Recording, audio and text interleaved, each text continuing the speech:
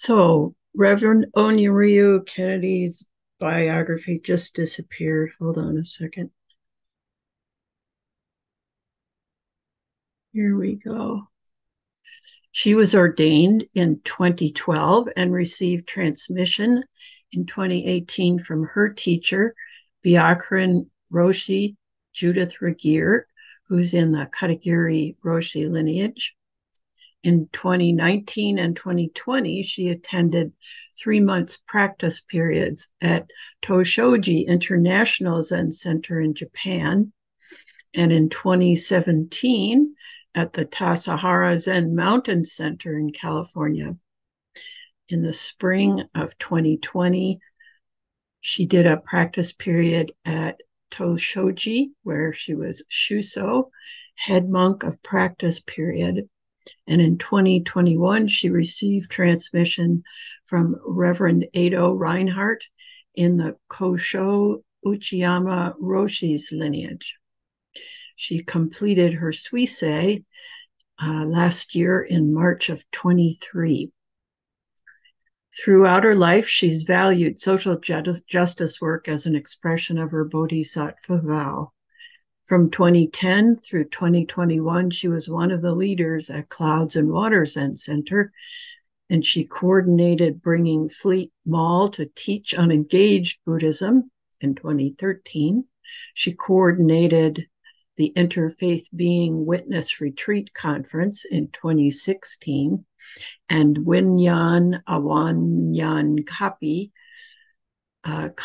Protecting the Lifegivers Conference in 2019. She has a master's in counseling psychology and has worked with children and families for 22 years. She's recently completed a year-long training of Engaged Buddhism at the Upaya Zen Center. So with no further ado, and hopefully we get to see her face. Oops.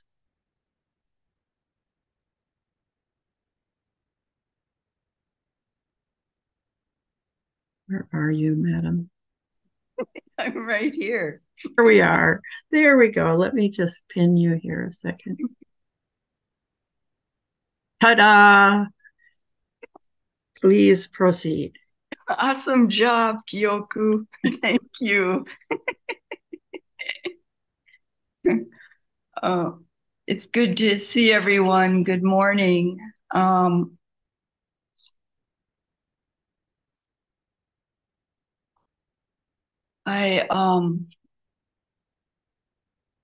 happy to be here, and I'm happy to see all of you as well. I've been participating in intensive that started November 1st, this last Wednesday with Okamura Roshi on the Zazen Shin fascicle by Dogen Zenji. So I'm digesting that. And I'm happy to be here. I'd like to begin this space-time by offering homage to all humans and non-humans who support me and all of us collectively to practice in this way, in this time of uncertainty. I'd like to offer homage to our Dakota and Anishinaabe relatives and friends who offer their teachings, supporting all beings in this great earth. I offer homage to our Japanese and Asian ancestors for their generosity and compassion for this Buddhist practice and teaching the way. Homage to our teachers, past, present, in all directions for their compassion.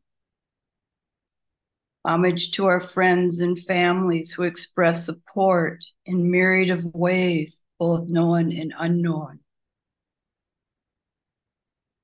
Homage to all sentient beings, including the four-legged, the crawlies.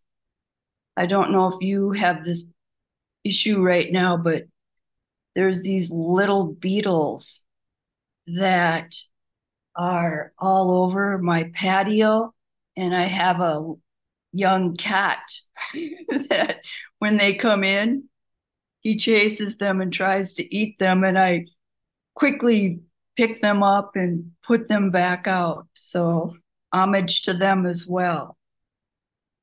The winged and those with roots and all the innumerable beings and non-meaty beings. And deep gratitude to Hokyoji and all beings who take care of that wonderful space and place that benefits me and everyone else.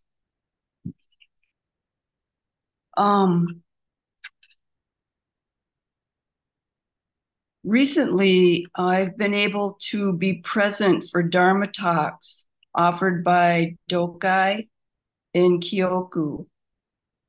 And I want to thank both of them for sharing their practice and wisdom. These talks have been full for me, and I've been reflecting on the particularities of what I heard. And because I'm a deluded human being, I may not have heard correctly. So I want to acknowledge that. And this is something that is important to me. And what I heard was the word emptiness. And that word is very curious to me in relation to Buddhist practices. And I want to offer my reflections. And I want to invite you to bring your voice and your insights into this conversation. Because this is how we support and refine each other and bring these these teachings, these Buddhist teachings and concepts and constructs. Because if they stay in the mind, that's all they are constructs. When they are expressed and embodied in our lives, they're lived. So I just invite us and invite you to bring your voice into this conversation. So my intention is to just speak a little bit, maybe a half hour, and then open it up for conversation. I want to start. The title of this talk is All Are Avalokiteshvara. I'd like to start with reading case 89 in the Blue Cliff record. And maybe you're familiar with this koan in the Blue Cliff record. It's something I've been reflecting on for quite a while. So I'm just going to read the case. The name of the case is The Hands and Eyes of the Bodhisattva of Great Compassion. Case. Jungmann asked Dao Wu, what does the Bodhisattva of Great Compassion use so many hands and eyes for? Great question. Dao Wu said, It's like someone reaching back for a pillow in the middle of the night. Jungmann said, I understand. Dao said, all over the body are hands and eyes. Dao said, ha, you have said quite a bit there, but you've only said 80% of it. Jungmann said, what do you say, elder brother? Dao said, throughout the body are hands and eyes.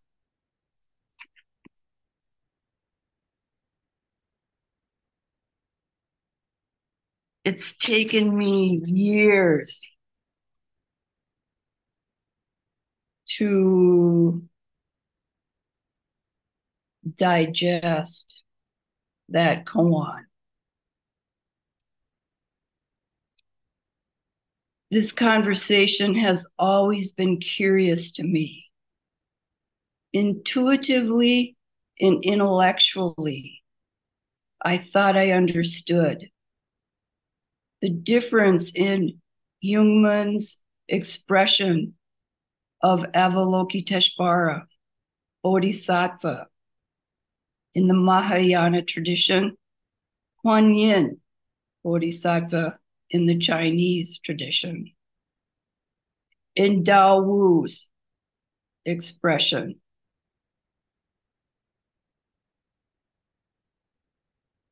I want to talk just briefly about who these Chinese ancestors are in relationship to us, because they're connected to us. They support through space-time our practice here and now. These are our ancestors. Who is Yunmen? He is the 10th Chinese ancestor we chant as part of Buddhas and ancestors. He is connected to Shirtao, 8th Chinese ancestor who wrote Sandokai, and Wei Neng, 6th ancestor and considered a patriarch of Soto Zen. I want to acknowledge that Ken Ford and Lee Lewis are very knowledgeable. They wouldn't call themselves scholars, and yet I would, because they have studied these ancestors and also gone to China and touched the land and place. So I emailed Lee Lewis yesterday to make sure that I was offering accurate information on these Zen Chinese ancestors. And he said that I did, that I was able to untangle the tangle, and he helped me. So I want to acknowledge his bodhisattva practice and his offering to this talk. So who is Dao Wu? Dao Wu was a friend, Dharma friend and Dharma brother to Jungmann. Jungmann asked Dao Wu, what does the bodhisattva of great compassion use so many hands and eyes for? I was like, that is such an awesome question, right? I mean, why do we need all these hands and eyes? And because they've been practicing a long time together, they can freely interact in this way. Dao Wu says, how do you understand someone reaching back for a pillow in the middle of the night? And when I think about that, it's like, it's so natural and it's without hesitation to reach back in the night. And the night means no discrimination, right? Because there's no light. One does not discriminate. Jungmann says, I understand. I feel like I'm Jungmann saying, I get it, right? Or at least a part of me gets it. And Dao Wu doesn't let him off the hook. He says, how do you understand it? I'm like, wow, that is on point. Can you articulate your direct experience of this action? Jungmann then goes further. All over the body are hands and eyes. Many beings, many ways to help. So all over this body, hands and eyes. I'm like, oh, yeah, that's it, right? Dao Wu, what a awesome bodhisattva. I can just feel and hear his practice. You have said quite a bit there. Yes. But you only have said 80% of it. I'm like, oh man, yeah. There's been conversations where I've only said part of it because that's all I've understood. So I can only articulate what I understand. So Dao Wu is so compassionate to his Dharma brother. There is more to be said. Jungmann says, what do you say, elder brother? He's like, I'm curious and I respect you. What is your understanding? Dao Wu said, throughout the body are hands and eyes. It's like Shazam.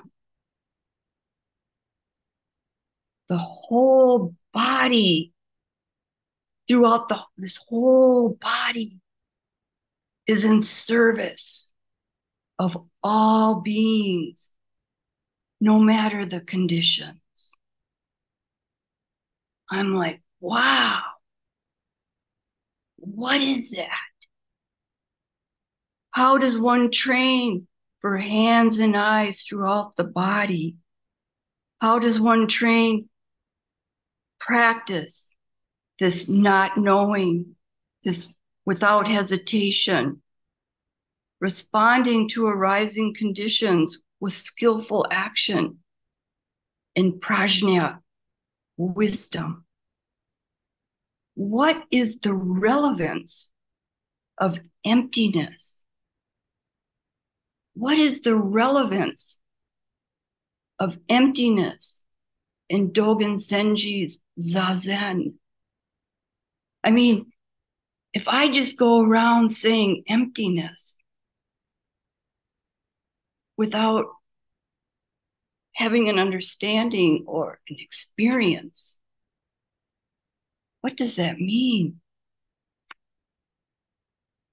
So I think that for me, what is the relevance? And these are just a few inquiries that I've had ongoingly. And I just want to share with you the understanding I have in this moment, because I don't even think I have 80%. If I have 20%, I'm lucky. And I invite you to please consider these questions and bring them into the conversation later on. I want to speak to not knowing in Dogen Zenji Zazen. And as I've expressed earlier, I've been in an intensive with Okamura Roshi where he's discussing Fukaza Zengi and Zazen Shin. And this not knowing, I often talk about not knowing. And I hear other people having conversations about not knowing. And I'm like, what is this not knowing really for me right now in this moment? Beyond Bernie Glassman Roshi's definition and experience of not knowing. How do I experience that? So I often feel that not knowing is misunderstood.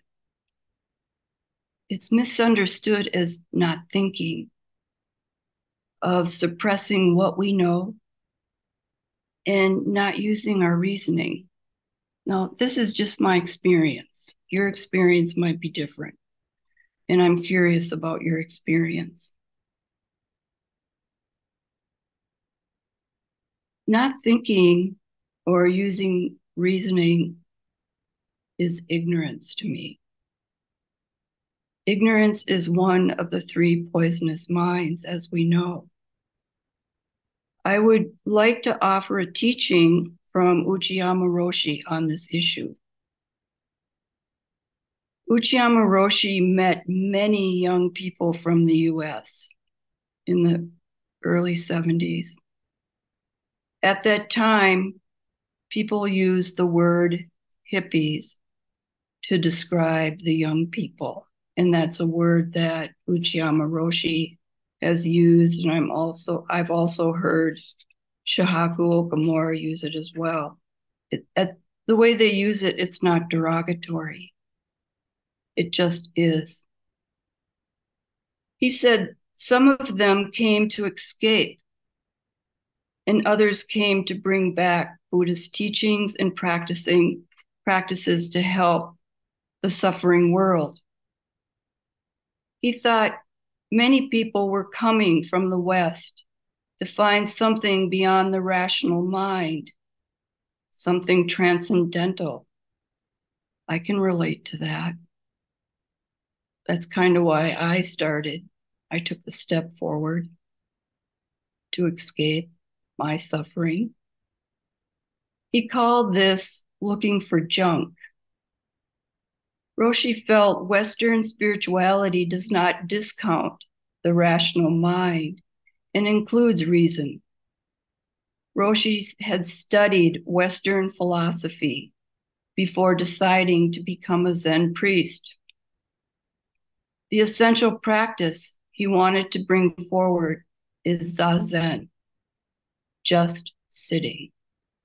Some people believe just sitting is to stop thinking, not to use reason. That is not it. True reality, suchness, includes the thinking mind and goes beyond it. This is not knowing.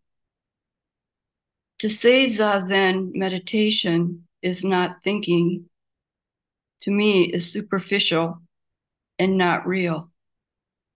We think and do not cling to our thoughts. As Roshi says, the function of the brain is to think. like the heart is to beat. We let thoughts come and we let them go. This offers the possibility of seeing something deeper beyond appearances in wisdom, in his wisdom. And I hear Ken Ford's voice in my ear. One of the things he said to me was, you need to go beyond appearances. Go deeper. Go deeper. Not knowing is complex and dynamic and includes karmic consciousness. We do the best we can at the time and let go of the outcome. Even as I use the word outcome, and I'm using it, it misses the mark. The conditions are constantly arising, presenting and dissolving. Conditions are changing, impermanent, and endless. Maybe it's more accurate to say to let go of the moment. This moment is connected to all beings, seen and unseen, past conditions influencing this moment and this time and this action. All are coalescing together and merging. Many Buddhist practices, this is the beauty, I think, of Buddhism, have the possibility of transforming karmic consciousness and employing the ego in service of oneself and all beings. The practice of generosity has the possibility of transforming the ego, supporting less egocentricity, and generosity can be manifested in a myriad of ways. Recently, I've reached out to my aunt. She's much older than me. I'm old, but she's a little older than me. And it's been nourishing to both of us. She has many health issues and is not very mobile. She shares her life with me and asks about the books I'm reading and about my Zen practice. We support each other. This is generosity in real time.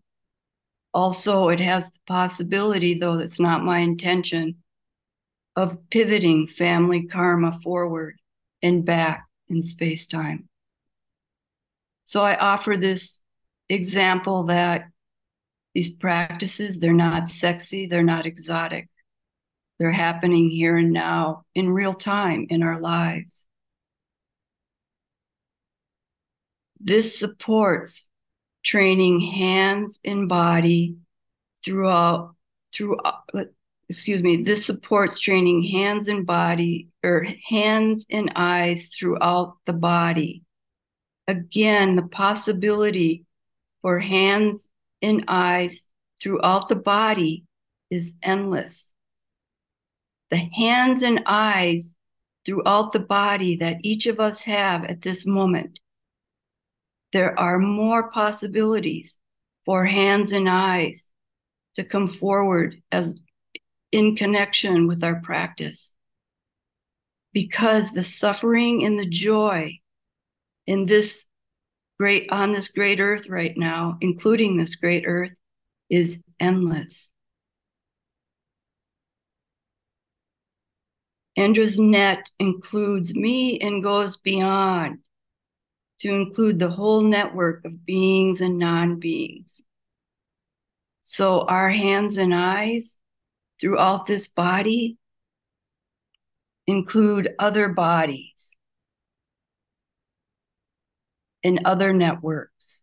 It's huge. It's inconceivable to this mind, which that's so wonderful to think about for me. I don't know how it is for you, but for me, it's freeing, it's liberating, the possibilities.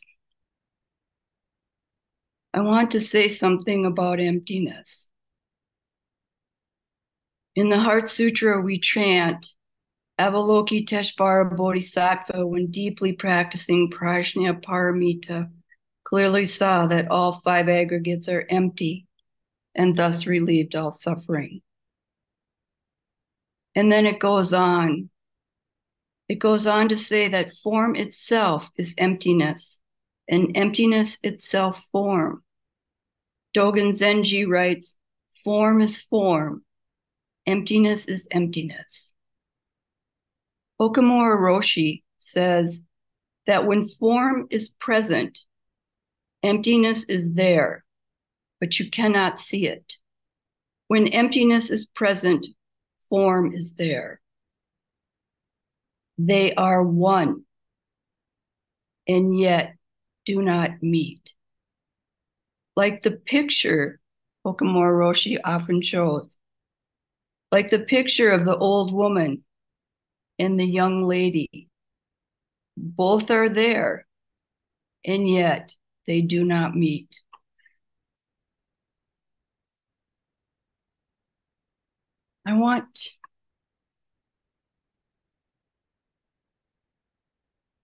Emptiness is not nihilism. Life is full, and form and emptiness are always interacting. We are interacting with the arising conditions. Conditions are complicated and complex. There are many ways to respond, and an action emerges. When someone I love dies, I cry. Their life was connected to me, and I grieve for their death and my loss of that connection. My tears are included. The form of my tears are included in emptiness. I want to bring forward the Bhagavad Gita. I don't know if any of you have read it, but I have. And there's a chapter in there which I resonate with. It's, I think it's called The Divine Eye. And in the Bhagavad Gita, there's a part where Arjuna pleads with Krishna to reveal himself. And I can remember reading that, and I was thinking, yes, I understand, Arjuna. I mean, please, I want to awaken to things as they are. So I was resonating with Arjuna. Krishna was hesitant and says to Arjuna, I don't think you're ready, Arjuna. You know, it's pretty intense. And Arjuna is insistent to Krishna to please reveal himself to Arjuna. Krishna finally submits and reveals himself to Arjuna. Krishna opens his mouth, and all the universes pour from his mouth, past, present, future, all the suffering and its many manifestations and cruelty and horror pour forth, including the beauty and the joys of all beings and non-beings. Arjuna trembles at this sight and beseeches Krishna to please return to the form in which he's familiar with. Krishna honors Arjuna and returns back to his form as a friend. This is how I see emptiness. This is how I see nothing is left out. And as a human being, My understanding is limited, and I keep practicing. Zazen offers me the possibility to train for hands and eyes throughout the body. Zazen is not a method. So Sawaki Roshi says Zazen is good for nothing. Tranquility may arise, anger may arise, and a myriad of feelings and sensations. We let them come and we let them go. The intention is not something to get or suppress something or turn away. We just let them come and let them go.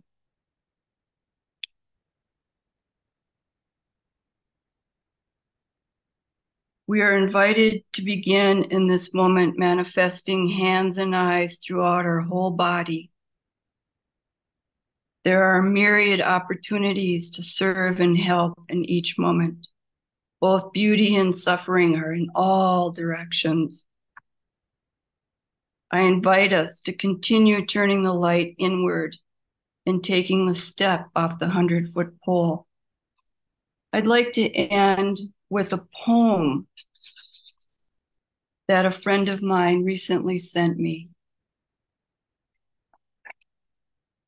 The poem is called Singularity by Marie Howe. Do you sometimes want to wake up to the singularity we once were? So compact, nobody needed a bed or food or money. Nobody hiding in the school bathroom or home alone, pulling open the drawer where the pills are kept. For every atom belonging to me as good belongs to you. Remember, there is no nature, no them, no tests to determine if the elephant grieves for her calf or if the coral reef feels pain. Trashed oceans don't speak English or Farsi or French. Would that we could wake up to what we were when we were ocean and before that, to when sky was earth and animal was energy and rock was liquid and stars were space and space was not at all nothing. Before we come to believe humans were so important, before this awful loneliness. Can molecules recall it? What once was, before anything happened? No I, no we, no one, no was, no verb, no noun. Only a tiny, tiny dot brimming with is. All, everything home. Thank you.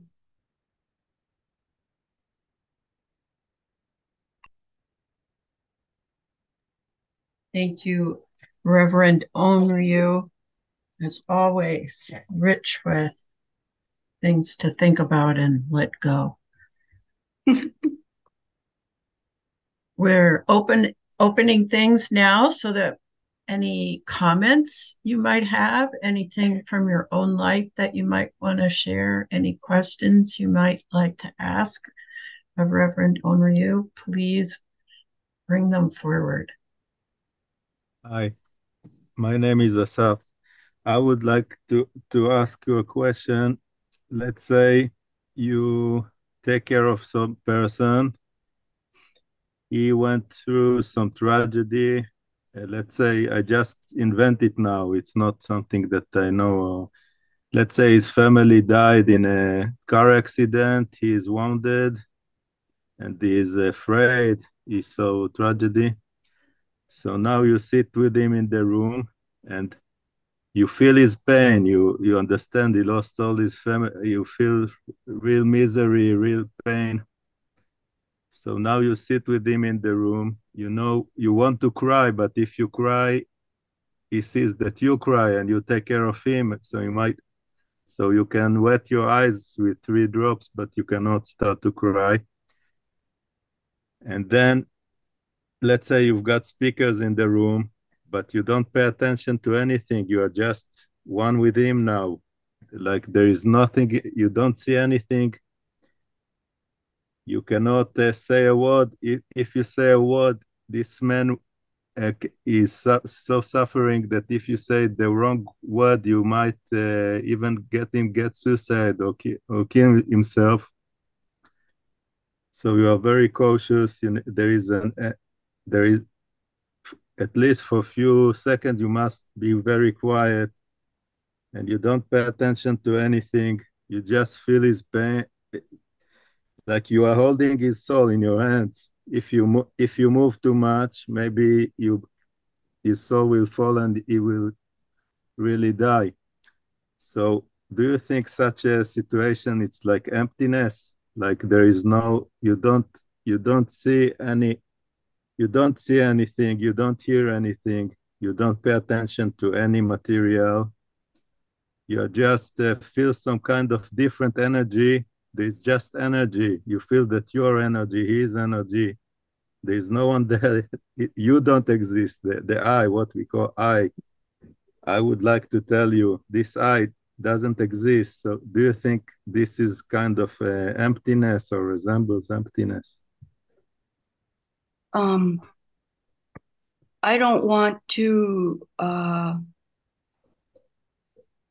construct my view on emptiness on what you've just described. And what I would say is when the I is pulled back, the whole universe, including this body-mind complex, comes forward in service to the arising conditions.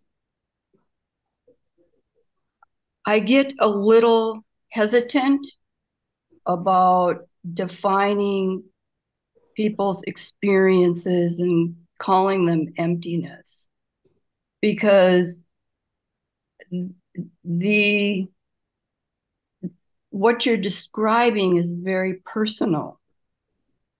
And I don't want to intrude my view on that scenario that you brought forth. And I do want to say that, again, when the I is pulled back, the whole universe can emerge. And it's, you are the I, the person is just functioning, inging, verbing within that total dynamic functioning of Endra's net. Is that helpful or not to what you've just asked?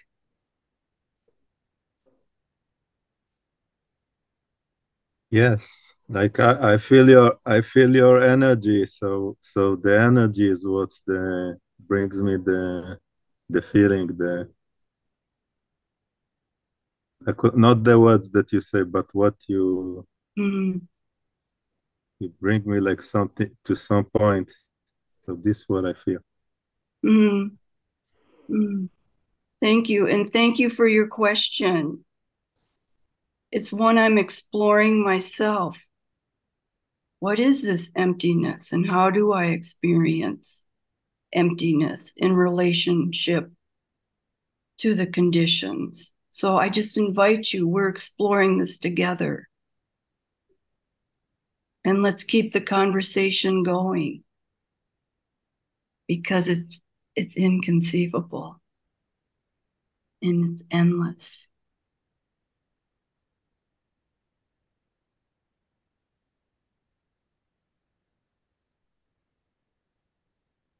Is there anything? Thank you.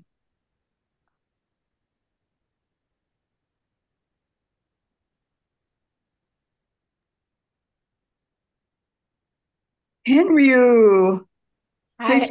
I see your hand. Good to see you. Good to see you. Thank you for your teaching. I have always loved the image of Avalokiteshvara with her hands and the different tools, because it's always opened my mind to the myriad ways of suffering and the myriad ways of being with suffering, and finding comfort that I don't know all those tools and I don't know all the hands. So when you said, well, two things. I put Avalokiteshvara as out there and I'm here, my dualism. And so I was struck with you're talking about hands and eyes and yourself. And as a developing human, I'm trying to develop all those kinds of compassion. But when you said that other people have hands and eyes too, that just blew my mind. I mean, I just thought it just sort of opened up, because it's like me and my ego. And then there's Avalokiteshvara out there that I'm here. And I think, thinking of myself with eyes and hands, and how expanding is that? And then when you said, of course, everyone has hands and eyes, it's just like, how do you put that in words? So it's very helpful to help my intellectual, understanding of emptiness and constant change and impermanence and possibility, and trust and hope, because I struggle with trust and hope. So I just want to thank you for that. It's a beautiful teaching. Thank you. May I just say something too in response to you? Thank you, because that was such an important teaching for me, that we are all Avalokiteshvara, individually and collectively, but we don't see ourselves in that way. And the world needs right now for us to really embody our Avalokiteshvara in us, individually and collectively. So thank you. Thank you for hearing me.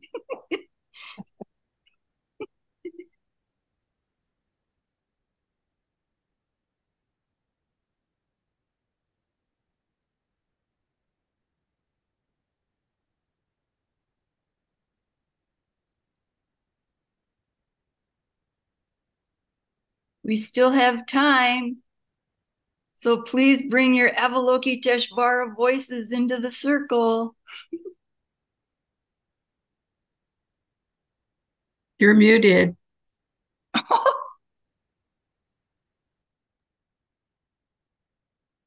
No, Wait a minute. Tom, you're muted. Thank you.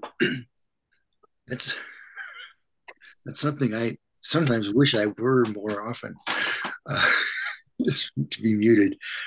I remember a teaching about Avalokiteshvara that I can't remember whose it was or anything, but that when she opened her heart to the universe and the pains of the universe, that her head exploded. Yes. And that is more or less the way I have been feeling this, well, a lot of the time, but especially lately with what's going on in the Middle East. It's just, I'm only expressing my anguish, but that's about all I have to offer at the moment. I appreciate you sharing your anguish, because it's a collective anguish that all beings, yes, and I share with you. So thank you. Thank you for stepping forward and bringing the anguish into this circle.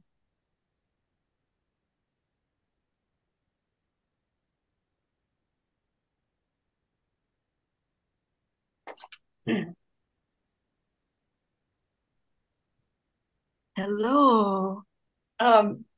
Thank you so much, Gentle Dragon, for your teaching. I will have to say some of it was maybe it was complex.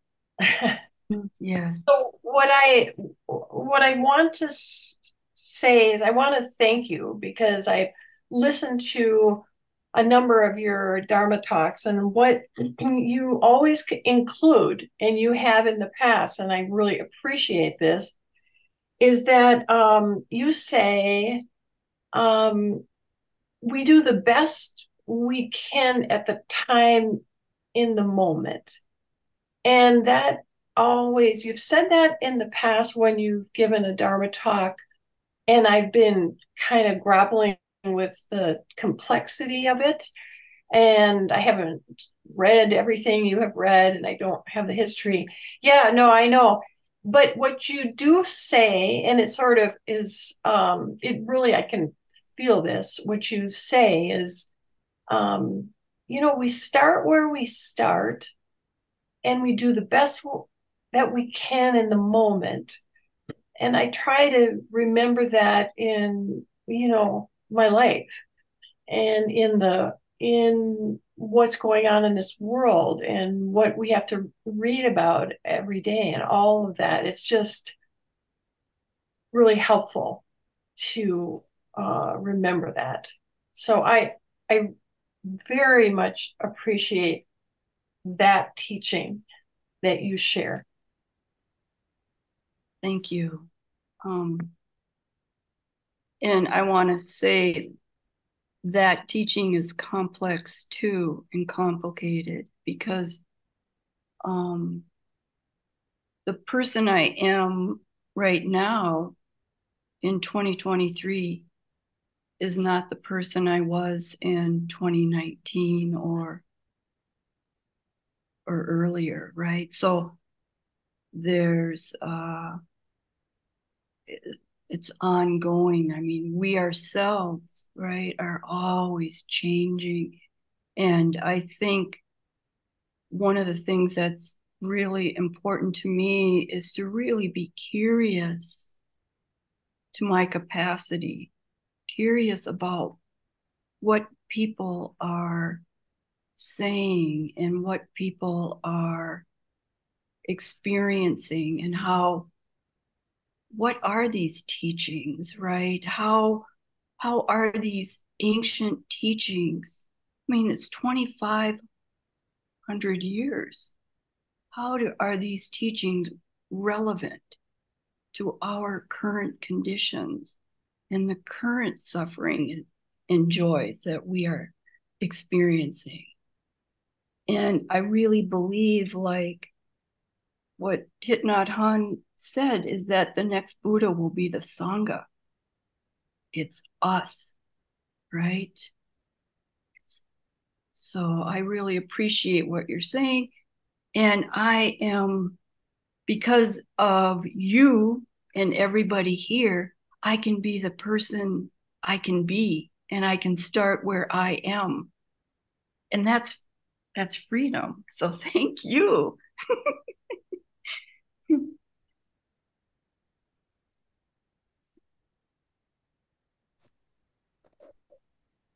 Hi. So I have two things.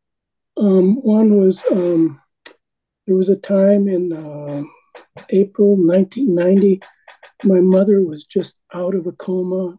Katagiri Roshi had died, and I had Nonan, who's also gone now, led a retreat at MZMC, and I went to Dokusan, and I was explaining all the suffering I was going through with my mom, and he shared his suffering with the loss of Katagiri Roshi and feeling that his training wasn't completed and may never be completed. And he basically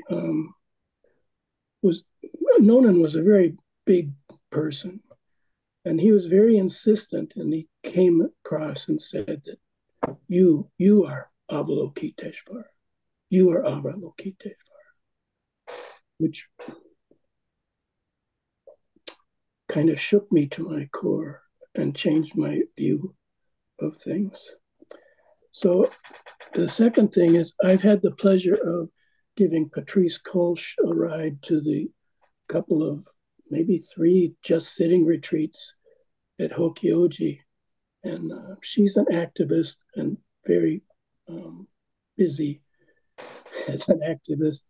She's also in the Vipassana community, which we kind of interact with. And she shared this quote from the Talmud that I've been working with since I heard it from her. Do not be daunted by the enormity of the world's grief. Do justly now. Love mercy now. Walk humbly now. You are not obligated to complete the work, but neither are you free to abandon it. So that kind of puts us in this paradox of the enormity, and yet we only have our day-to-day existence to work on. So she also has a quote at the bottom of all her emails from Angela Davis, if maybe some people remember Angela Davis. You have to act as if it were possible to radically transform the world, and you have to do it all the time. So these are teachings which seem to me to be very much in the spirit of Upaya and Roshi Joan Halifax. So this is kind of what they're about, and this is something that I really appreciate, just this day-to-dayness, but having the bigger picture. So I think you also touched on that today, Onryu. Thank you, Ryushin. Well, thank you so much, Reverend Onryu. This has been a wonderful conversation, and now it's time to end it. I guess, first of all, please know how reliant we are on your support and how generous it has been. I'm sitting in a building that's not heated by space heaters, thanks to your generosity, because we've been transforming the workshop here at Hokyoji into a residence for staff. We have an indoor toilet, which is really wonderful, although there's only one, so we have to be in cooperation to get along. All right, a couple of things that I want to alert you to are some upcoming events. We have a busy month. Next weekend, Mark Anderson is leading a retreat called Naturally Awake. And you can read more about these on the website if you're curious. The week after that, Reverend Onryu will be here leading a retreat called Practicing the Way in this very moment. And we'll have the pleasure of seeing a new priest ordained, one of her students. And then, of course, we'll have Thanksgiving. And in the beginning of December 2nd through 9th, we'll have the Hokyoji offering of Rohatsu Sesshin. So lots of things to consider. And let's see, next weekend, we'll have Ryushin, who was our last questioner today, will be giving the talk.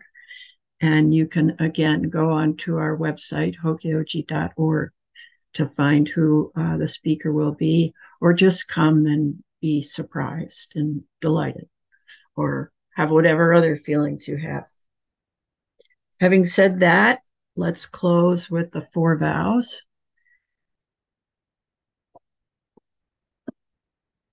Beings are numberless, I vow to free them. Delusions are inexhaustible. I vow to end them. Dharma gates are boundless. I vow to enter them. The Buddha way is unsurpassable. I vow to realize it. Wonderful to see you all. May your day go well.